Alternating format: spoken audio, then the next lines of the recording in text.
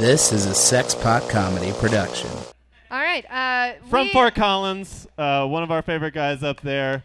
You might not have seen him down here. He's done a couple of Sexpot shows, though, and we're hoping to see him more. Give it up for Ryan Nowell, everybody. Ryan Nowell!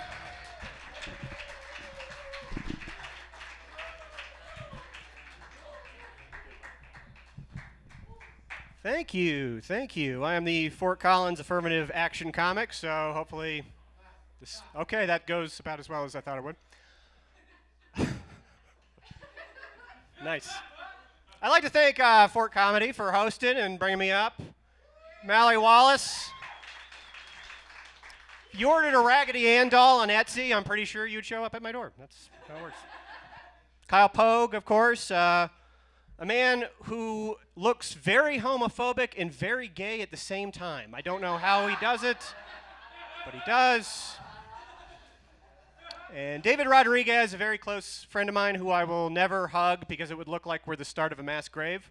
So just don't do it. I'm, of course, from Fort Collins. It's a very nice town, but it's a little too hip for its own good most of the time. The other day, I learned it is the only place outside of a Renaissance festival where you could get stared down by a man with a wand.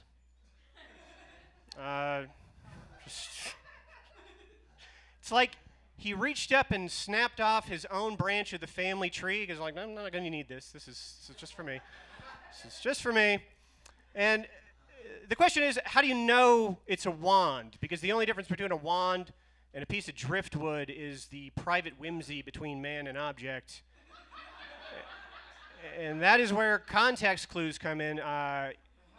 He was wearing a Pellegrina cape, which is a big red flag that you drape yourself in when you're ready to tell the world you're no longer a sexual being.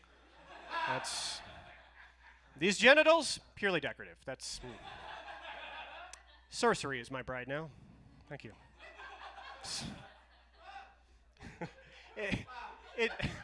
It's one of those little half capes, like he asked himself, I don't want dignity, but what if my shoulders get cold?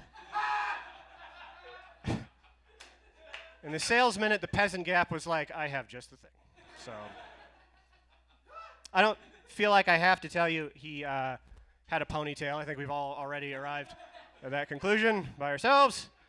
This was a man who thought there was wizarding to be done on the Ben & Jerry's patio, and he was the man to do it by the gods. By the gods.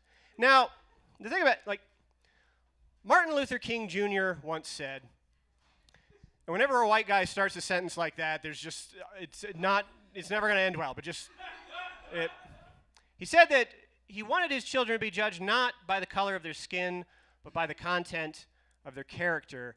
And this is what he was talking about. Fucking wand guys.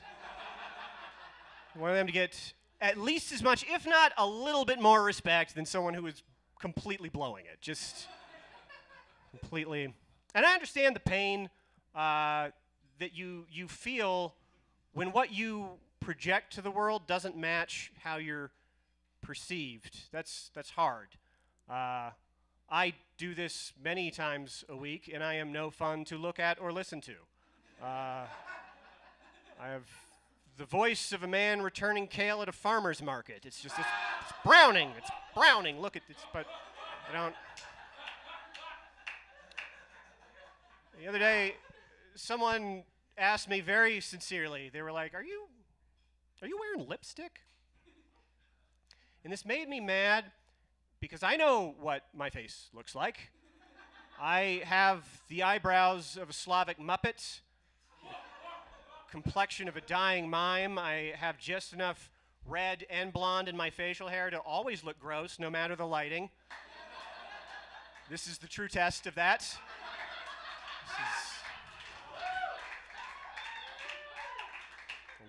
And they thought that I thought, you know what really make this pop? This dehydrated prison chaplain's face. You know what really spruce it up? A weirdly pretty mouth. That's what this has been. But this guy who looked like a homeless Jedi was just staring daggers. He was just over there just giving me this look that said, What are you looking at? And I'm trying to project a look that says, fucking you, Merlin. Because if you leave the house in a karate gi wielding a magic stick, everything bad that happens that day is your fault. It's not. And I'm a nerdy man. That's like cleavage to me. If there's a wizard, I'm going to look. That's just how it...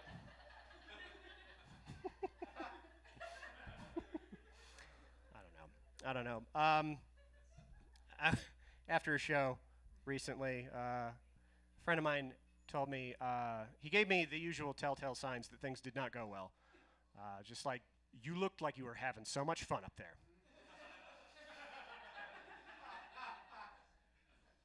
And he suggested that maybe I shouldn't, just tell a joke that has a beginning and a middle and a punchline that doesn't end in some sad existential twist. Could you do that? Could you? And it's like, yeah, I can do that. That's the sort of thing that children do on the schoolyard. So I told him, there once was a man from Nantucket who had a dick so long he was never sure if anyone loved him for who he was.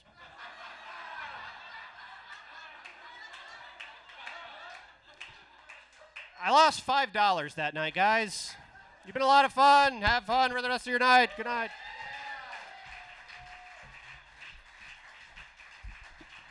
Ryan, no. Ryan, no, everybody. Ryan, no. This has been a Sexpot Comedy Joint. Collaborative, community-driven comedy produced by Andy Jewett and Kayvon Kalatvari. Headquartered in Denver, Colorado, with technical support from Isaac Miller. Every day at sexpotcomedy.com or at a show near you. Until next time, be well, friends.